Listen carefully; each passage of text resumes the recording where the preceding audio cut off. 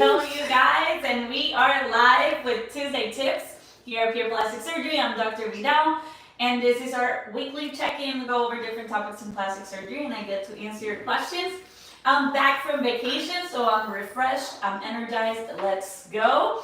And today we have a different topic because I'm going to talk about me. Why? Because recently in my stories, my videos, you guys have seen this 4 letters, and I've gotten a couple of questions about what is it. So in order to explain this, I have to go back and talk about, my training and what things that I did to get me to those little 4 letters after my name. So I'll talk a little bit about my training and my board certifications and my memberships at the end, and then we'll go to your questions in any topic related to anything in plastic surgery. Okay.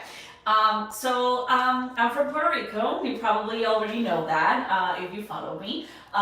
So my initial training in medical school and my general surgery residency was in Puerto Rico. I did my medical school, my MD degree at Ponce School of Medicine.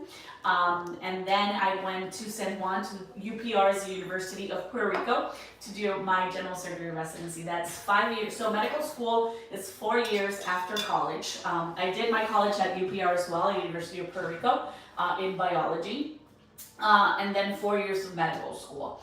After those 8 years, I got my MD and I matched what's called match. It's a process that you apply for residencies, and I match in general surgery at the University of Puerto Rico. And that's 5 years of general surgery residency to become a surgeon. After I did my general surgery residency, and some people are like, why didn't you do plastics at first? Is it a way to do plastics? So I didn't know I liked plastic surgery from the beginning. I am the first doctor in my family, so I had no idea of, thank you, Willie. I had no idea of really what it was, the day-to-day. So when I wanted to do medicine, I wanted to become a pediatrician. So I was very focused on kids and pediatrics and all of that. So when I started getting in love with surgery, that was when I was in medical school, and I went and I had the opportunity to go to the operating room, which is the coolest place on earth. And I found out that I love to spend my days in the operating room. I first thought that I wanted to be a pediatric surgeon because I was all focused on that. And yes, I love kids, and yes, I think pediatric surgery is an amazing field, but it takes a big toll in your heart and in yourself, because pediatrics and pediatric surgery is not all fun, and when you get a kid that has something tough to deal with in the family, I realized that my heart, I needed to do something happy. So in surgery, I started to explore other fields in surgery because I knew I loved surgery. I had to find out what in surgery I loved. And I mentioned the happy part.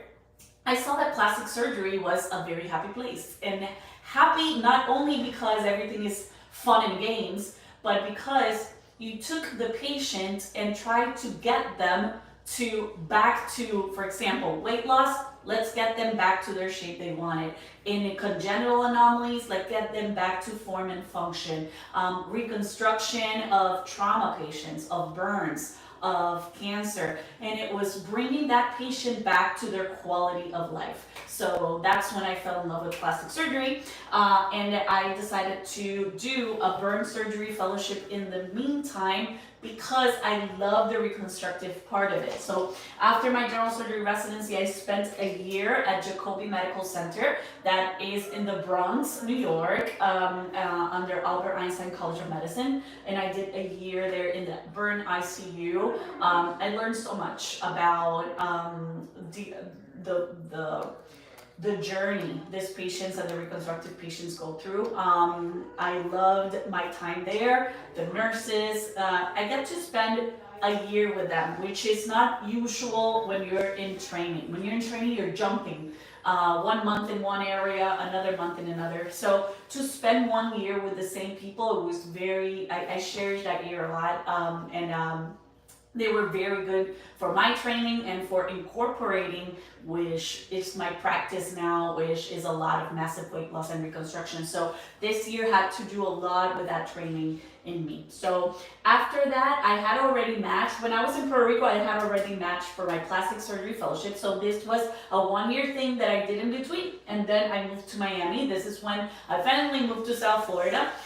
To do my training in plastic and reconstructive surgery. This is a 3-year fellowship that I spent at University of Miami and Jackson Memorial Hospital. An amazing place to train. Definitely, you see everything there. It's one of the biggest county hospitals in the nation. So it's a big hospital with a lot of resources and a lot of different patients and situations. So I really, really enjoyed my time there, and not only in the reconstructive and trauma part, but also in the aesthetics. Being able to train at University of Miami and in Miami, which is a city that has a lot of plastic surgery, I was able to see a lot and trained on BBLs and liposuction and other areas that in plastic surgery in other states doesn't see as much. So I was very, very grateful to have that training, and I graduated from Jackson and UM for plastic surgery fellowship. And then how do I get and how or when I do your surgeons do their board certifications? It's basically while you're ending your training in each specialty, you start the process of becoming board certified. So to become board certified, this is general surgery board certification. So I'm double board certified because I have the general surgery and I have the plastic surgery board certification. For the surgery, the American Board of Surgery, you have to have completed a 5-year general surgery residency in an accredited facility, which I did. And during that training, you have to take, at the end, in my final year, a written exam. After the written exam, then you take your oral examination, and then I became board certified in the American College of Surgeons. The Board of Surgery, sorry. This board certification, I took it in between, I believe I finally did this while I was still in plastic surgery, and then started the process for the board certification in plastic surgery by the American Board of Plastic Surgery.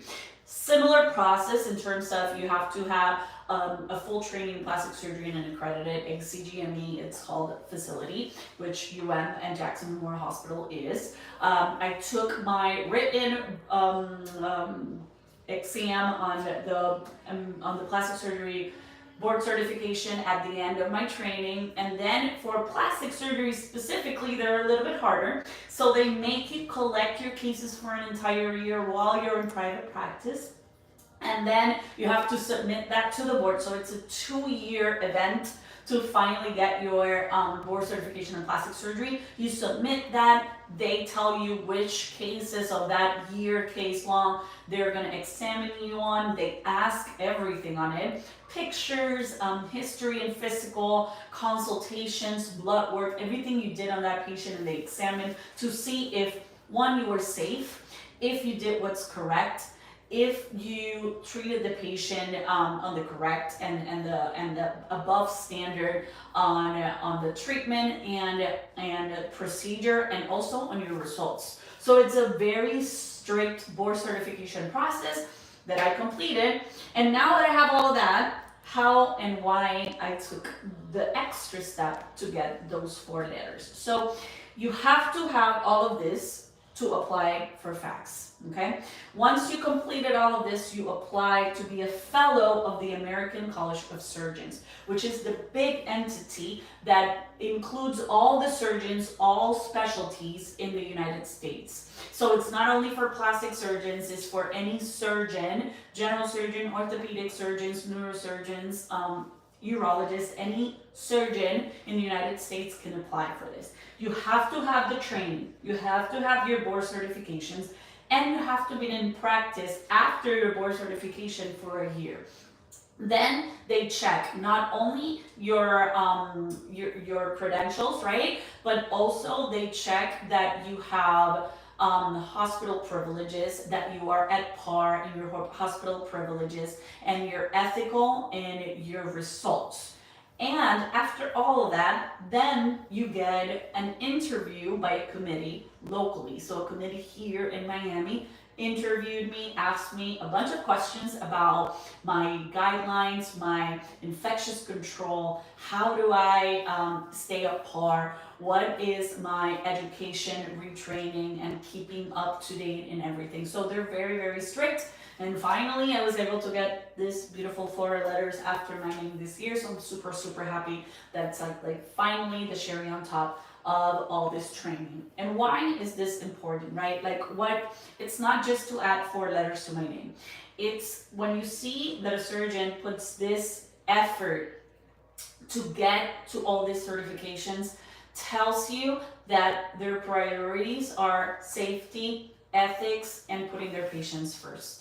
And putting that after your name just validates to our patients, to the hospitals, to our colleagues that that's our priority and that you are practicing up to that standard. Okay. So this was finally last month. Or not, yeah, in October was the initiation. The American College of Surgeons meets every year. This year was in San Francisco. I was not able to go, unfortunately, because you guys know I have a 2-year-old. So flying to San Francisco from Miami, it's a little bit hard. So I couldn't go in person, but I was able to get my certification via mail. Now I can put it after my name. And all of these memberships are basically my way of one, staying up to date, and making sure that the training doesn't finish here, that I continue to learn and stay up to date and put my practice as a priority for you guys. So what are all these letters? Basically, these 2 are the American associations. So the United States National Associations. This is the American Society of Plastic Surgeons. So this is the big society here in the United States.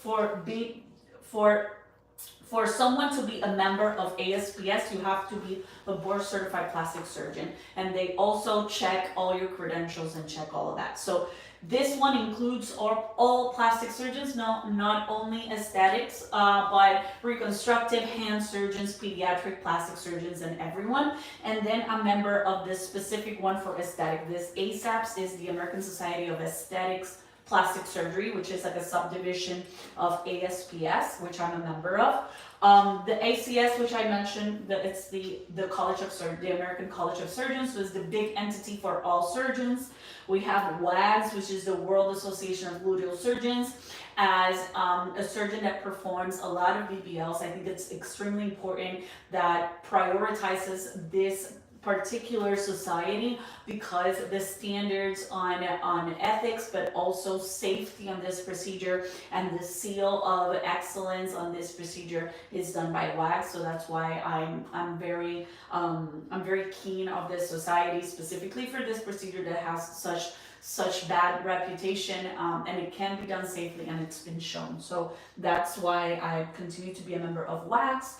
And these 2 are our local plastic surgeon memberships, which the MSPS is the Miami Society of Plastic Surgeons. We meet every month, and we have a speaker every month talking about different topics, and we try to keep our contribute to the national and state societies, but also we are very keen on prioritizing our city, which Miami is a very busy city in plastic surgery, and our goal is to make it safe for our patients. So this society for me is very close to my heart, and I try to go every month to the meetings. And then there's the Florida Society of Plastic Surgeons, which is the state one. Our meeting is in December next month, so I'll be sharing some insights of that meeting that I'm going in December. This is a lot of letters, but I'm trying to explain all the letters to you guys so it's not just a soup of letters. And I mean, this is basically all of it. This is how many years? 17 years of training until becoming a plastic surgeon and double board certified plastic surgeons. There's a lot of years invested, but I wouldn't do it any other way. I'll take some questions now. You guys have it. Yes, we have a lot of questions. We're following on TikTok. Yes, well, we have a little technical difficulties. Yes, I'm having some issues here. I'm so sorry. Okay, I'm gonna get this with my hand. Okay. Okay, let's start with this one. I'm 64 and would like to get a facelift. Can you recommend anyone in Boston? In Boston. So I don't, on the top of my head, I will get back to you. Send me a message on TikTok and I will check to see who's local there between these societies that I can recommend. But you can travel too. Of course, you can travel. So here, a lot of my patients travel from other states, and we have a very thorough pre-operative and post-operative follow-up for out-of-state patients. So don't limit yourself. If you want to have a consultation, go to my website and hit virtual consultation, fill the form, and we can definitely schedule a virtual consultation so we can go over all those details. ¿Se puede remover un implante con contractura arriba del músculo, luego hacer un lifting y poner un nuevo implante? Sí, se puede, definitivamente. Si tienes contractura de cápsula, lo que se recomienda es remover esa cápsula, ya sea que esté por encima o por debajo del músculo. A veces que si bien finita la piel, te voy a recomendar añadir una malla, si ese es el caso. Y lo otro que es importante cuando estamos haciendo contractura,